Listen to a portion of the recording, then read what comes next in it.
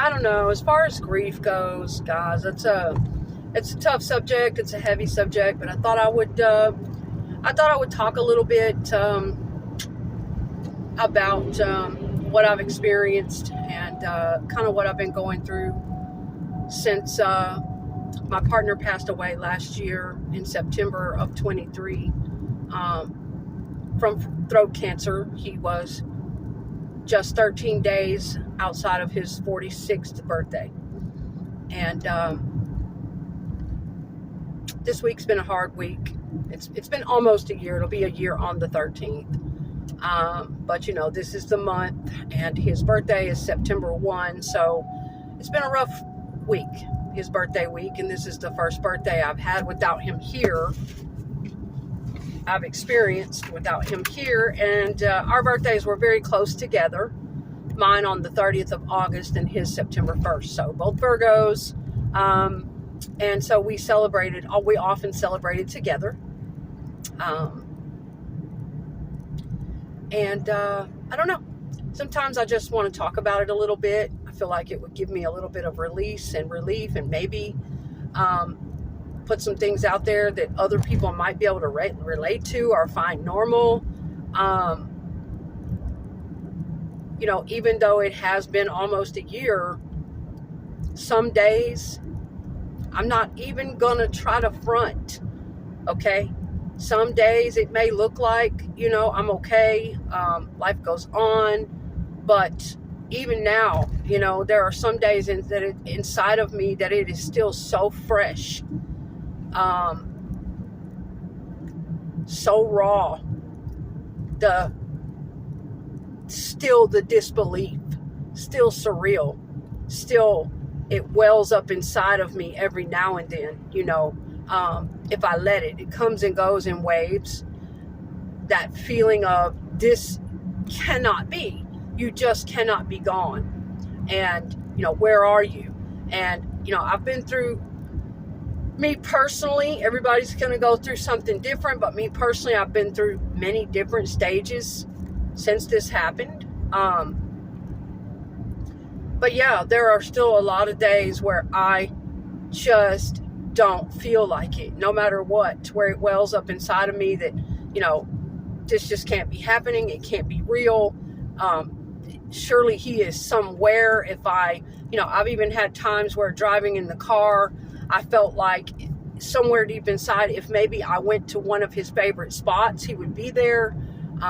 Maybe if I go to his grandparents, he'll be there. You know, I had these feelings that if I just get there, you know, quickly, and if I just go there, that's where he is.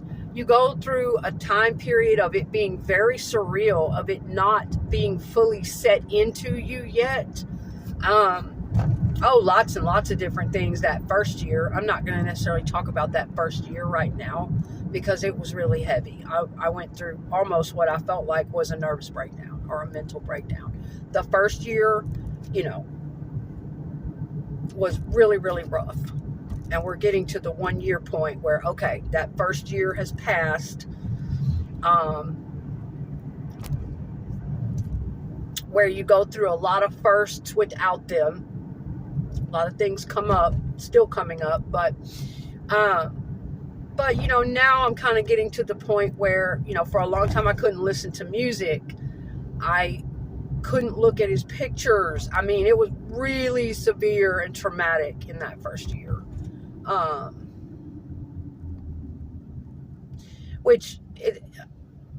My story is complicated because of the circumstances surrounding our relationship, and when my grief started, it's complicated, and I'm not going to get into it in this video, but I will explain it in a future video. My grief started almost a year before he passed away, so I've really been going through this for 2 years. Also, I began to feel it in my body about a month before he actually passed over.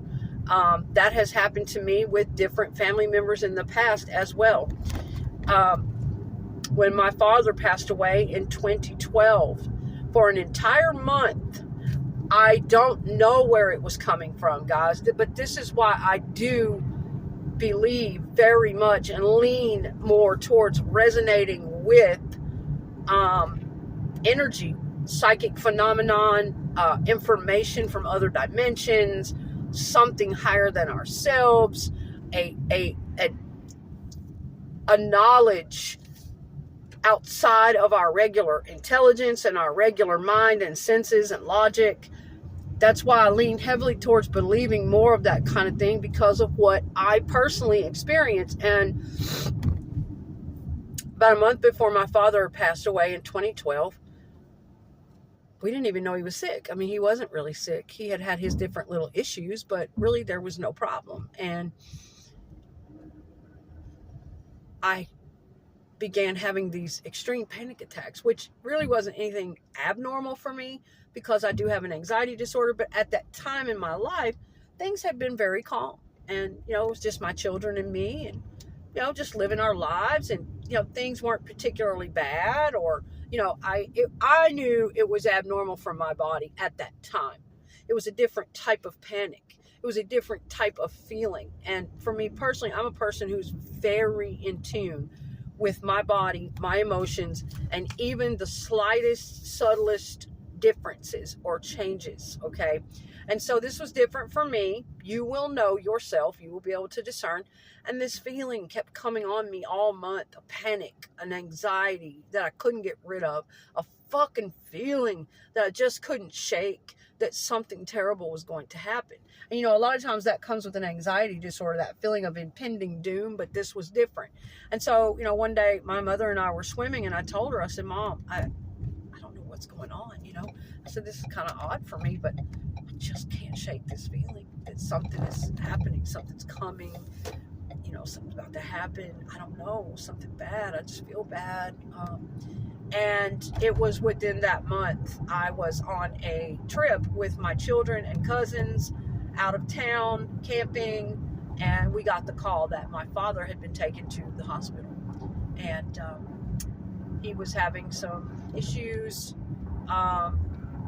going on in his body, and he had become septic, and I just barely made it there while he was still just barely alert, and they put him under, and that was it. He passed away 11 days later. I spent a lot of time up there at the hospital with him, and even though my father and I had a very strained relationship, and if you've been on my channel long and you've seen my other videos and family history, then you know what I'm talking about. But I still loved my father. I did, and I forgave a lot, okay? And so, again, with the grief, and then when the father passed away, for about a year, I just wasn't right. I had some different spiritual experiences surrounding my father's death. I will definitely get into those and make a video about that stuff. I have just now started getting in, towards the spiritual aspects of my channel, and I'm very happy about it. And, it's still on shaky ground for me, but I have a lot of faith. I listen to my inner guidance and my higher guidance and that calling. And, I just ask every day that they continue to guide me through it, even if I'm having trouble finding my voice, even if the videos don't come out perfectly. I've started the series on sleep paralysis and out-of-body experiences, and I will just continue building onto that series and getting more and more into many, many of the spiritual experiences that I have had, and including those surrounding the passings of loved ones, visitations from loved ones, connection with loved ones on the other side, different things. So back to the grief, though, no matter how strong your faith, no matter how spiritual you are, it's also going to depend on who you lose, but yeah, as far as my dad goes, it turns out that it was my dad. And I put that two and two together, that feeling, and I began talking to my mother afterwards, like, oh, that's weird. She's like, you're right. She's like, you did tell me a month ago. You just kept feeling this and feeling something terrible, and so, but back to grief and my partner right now. And guys, it's also going to depend on who you've lost. Okay. Every grief is going to be different. Every one of them are important. Every one of them meant something to us. And Every one of them hurt. Every one of them, it's valid, okay? The pain is equally as bad, and it's all valid, okay? But it's going to be a different type of pain, and it's going to be different types of feelings and circumstances depending on who you lost. If it was your father, your parent, losing a parent brings on a whole other set of fucking triggers, emotions, the questioning of life, fear, terror within you about your own life. That will bring on a whole other set, regress you back into your own childhood. Many types of feelings when you lose a parent, and it will depend on which parent and what your relationship to them was, okay? And then losing a child, man, don't even get me started there. I have not, okay, but I know people that have within my own family that have lost children at different ages and in different ways. And my partner, who passed away last year, when we first got together, he had just lost his middle child suddenly. And I have had to walk through and hold the hand of a person who is being ripped apart by the loss of their child. His middle child, was 14 years old. So they had a very strong love and a very strong bond, and this happened suddenly. And my partner was not there to be able to even say goodbye when it happened. And so I went down into this grief with him and walked through it with him for many years. I felt it, literally took it into my body. I loved this person that deeply, and I felt his pain that deeply. The grief for his child, the shattering in his heart. You know, I did. I felt everything. But I couldn't possibly still, it wasn't happening to me, you know, and so I couldn't possibly even still imagine the pain and the loss. So it's going to be different if, you know, losing children, and, you know, some people say, well, you know, losing anybody else is one thing and that's painful enough, but we're supposed to outlive children. Children are innocent. They just got here. They have their whole lives ahead of them. You know, we are not supposed to, nobody is supposed to have to bury their child. Nobody's supposed to have to watch an innocent child die. You know, I agree. It is even more painful for those reasons because they are innocent. They haven't even had time yet. You know, they are often young and defenseless, or they've got years ahead of them. And, you know, I agree that it's even more crushing, you know, but again, every grief is crushing. You know, I don't invalidate one person's grief just because it might not have been a child they lost. You know, it just depends on what it was, whether it was a brother or a sister, a sibling, how close you were to them. I have lost 2 brothers. I have lost my father. I have lost my baby niece. I have lost friends, and I have lost my partner last year. Now, it's also going to come with a different set of dynamics when you were married to the individual, or when it was your relationship partner, when there were sexual dynamics involved with this other human, when you lived and bonded and experienced things as a couple in that way, did everything together every day. Okay, that's also going to be a whole different set of breathtaking dynamics and things for you to process and feel and learn to live without every day. And just depending on what they meant to you, how y'all lived, what y'all did together, who it was, you know, whether it was sibling or family or child or partner, it's going to have a whole different set of things. And I could make several different videos on the different types of grief when it's different family members and different people. But for the most part, I will be discussing the grief and what I have walked through losing my partner. And we were engaged for many years. In my heart, I was married to him.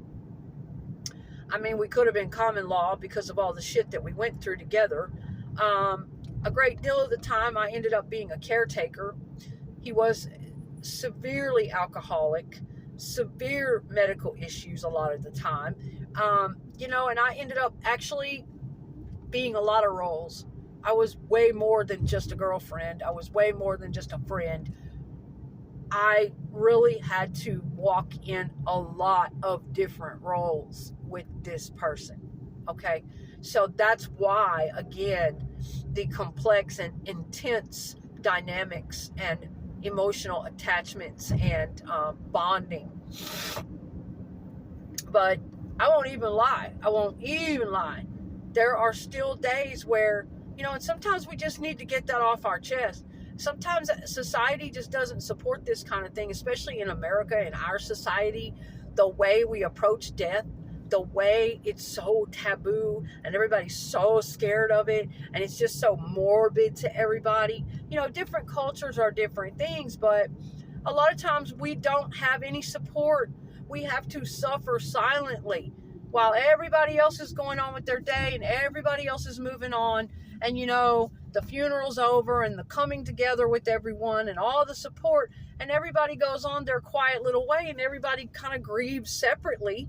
But pretty much everybody moves on. And, a lot of times some of us can be stuck in our own private hell every day of suffering, of missing that person, of thinking about that person, of the heaviness in our chest, our heart, our stomach, while the world goes on, and we just don't feel like it. And I get that. Many days still yet, and I don't even like to admit that to myself, but we need a safe space to do that, because there's no way.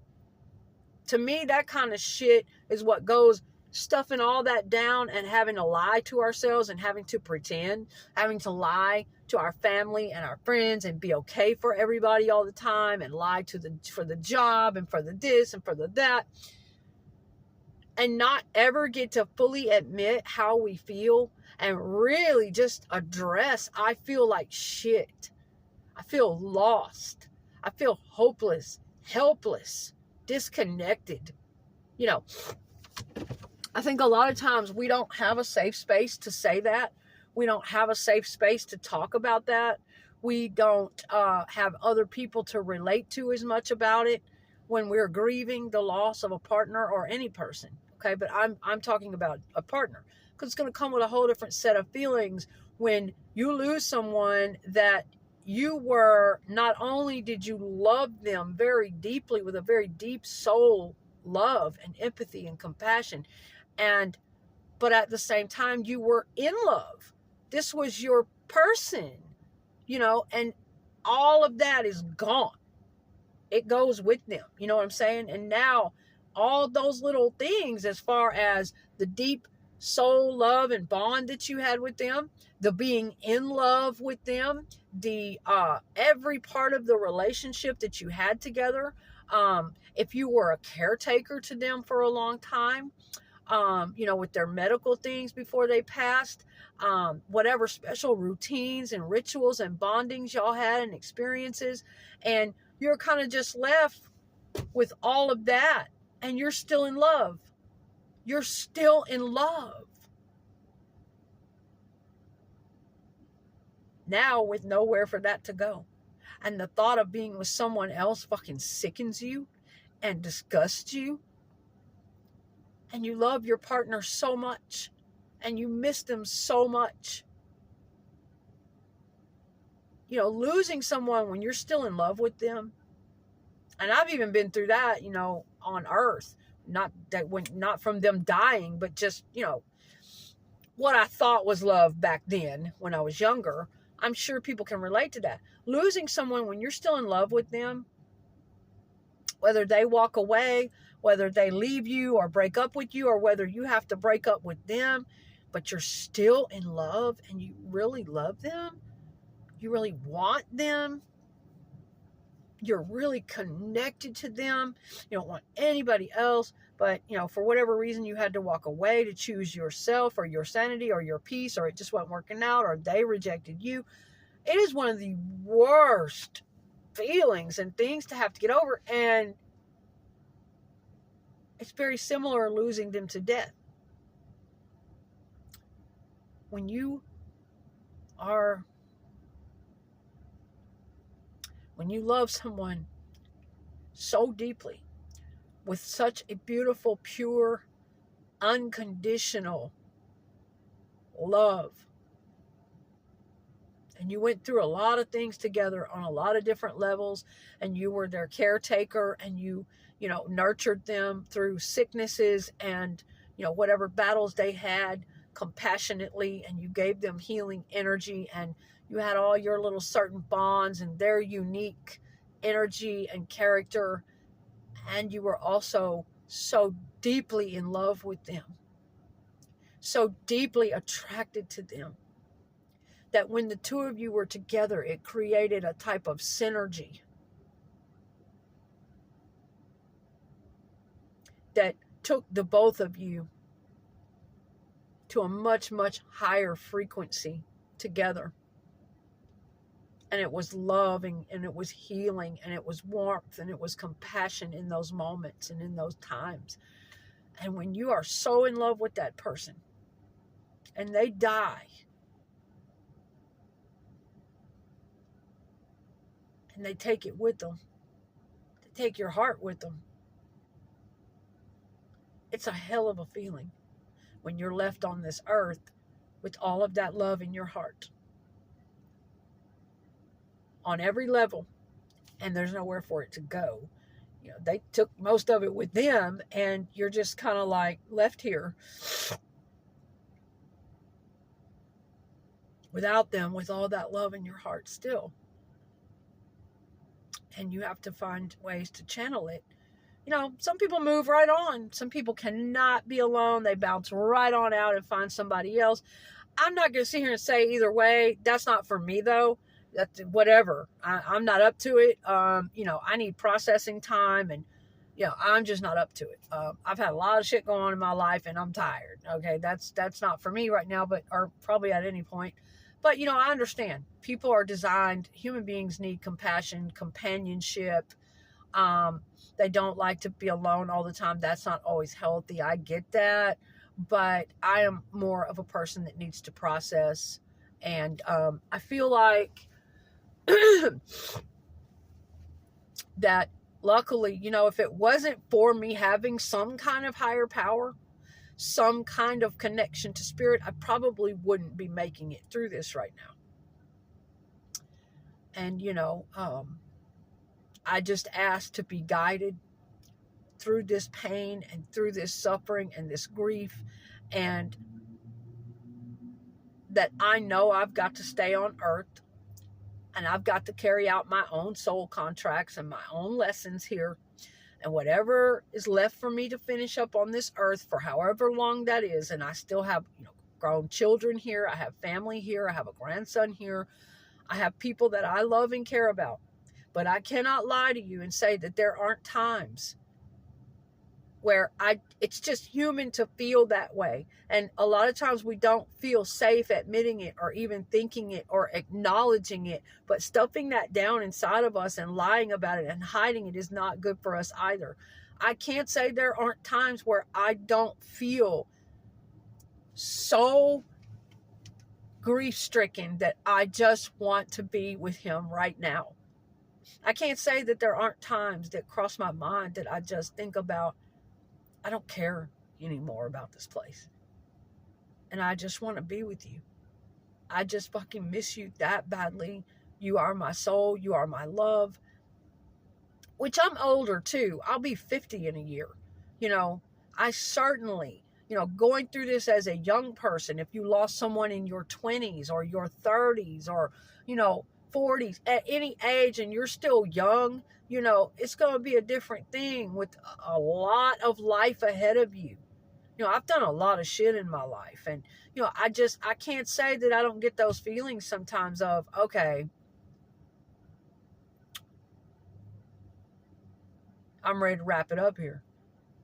My love is gone. It's calling to me. It's heavy. I knew before he ever left, I knew in the years that we were together that when he went, I was going to feel this way. I was going to feel almost like I didn't want to be here without him anymore. And I've never been that kind of person. I'm always pretty independent and motivated and inspired. But you know, what I'm saying is these feelings are normal. Don't beat yourself up about that. Don't think that you're crazy or you're abnormal or you're the devil or you're against God, whatever your thoughts and feelings and belief systems and all that. Don't feel like a bad person. It's okay. It's very human for us to feel that way. I'm sure people have felt that way about their children. They've felt that. People have felt that way about losing their siblings. Sometimes the death of a family member even will take people over that edge where they just do not want to be here anymore. That, you know, they were so connected to that person. And that's how my partner felt about his child, about his son.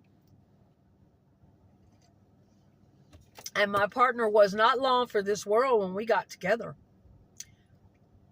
Unfortunately, I knew that. You know, a lot of people around him were in denial and shit. And, you know, I didn't want to believe it, but we talked about it. And just his attitude, his drinking, he was very, very self-destructive at times. And I knew that he was slowly taking himself out of here. And that was it. He was resigned to that.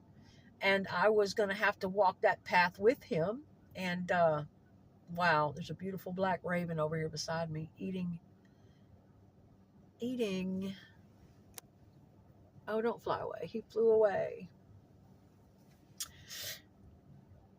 Anyway, guys, I'm going to get more into this in part 2, and I'll chit chat a little bit more about the grieving process and, you know, more of what I've gone through and what I've experienced. But I just wanted to say that you're not abnormal. You're not abnormal for feeling the deepest, darkest, most painful things. Sometimes that you want to follow them, that you wish you were there with them, but you're scared of the unknown. And, you know, you also feel terribly guilty, and you don't want to leave your other loved ones behind. And you know that you have life to live out here, and you don't want to seem ungrateful, because you're not. You're grateful for every breath you're given and every other family member you have, and you are grateful for the times with them. And, you know, ultimately, I know I've got to live that out, and I've got to find something to channel this love into and all of this heartbreak. And I've been working very hard on transmuting it.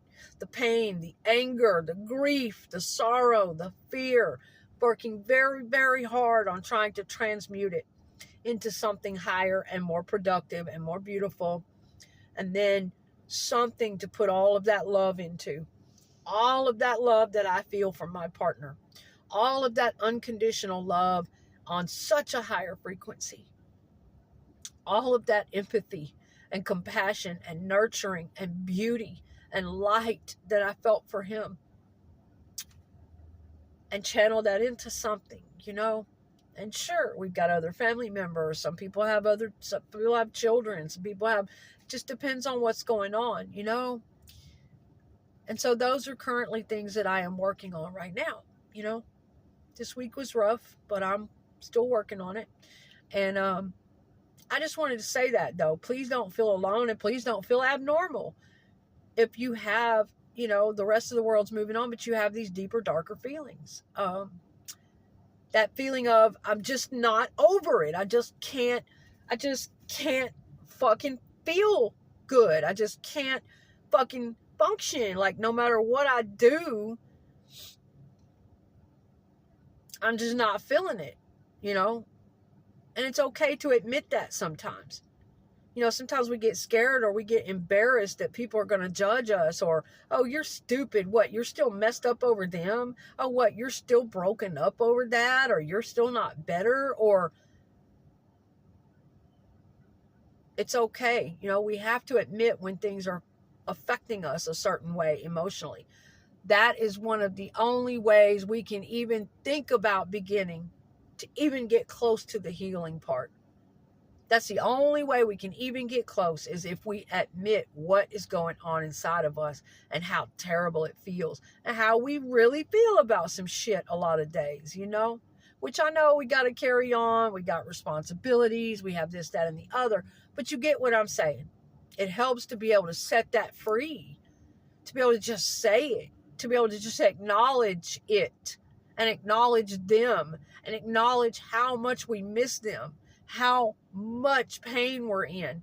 No matter what smile we're putting on our face daily, no matter what we're trying to channel that into and survive this, which is really authentic, it's not fake, it's real. We're trying to survive this and really feel better and good. But at the same time, it is okay to acknowledge we feel like shit, that we are shattered, that we are longing, that we would give anything, that we are still in shock sometimes, that we're still processing this, that every fucking thing we look at might remind them of us of them, that everything we eat or every new experience we have, we wish they were there enjoying that with us. We might still be in that place, even though we're not saying those things and telling people those things. And it's okay.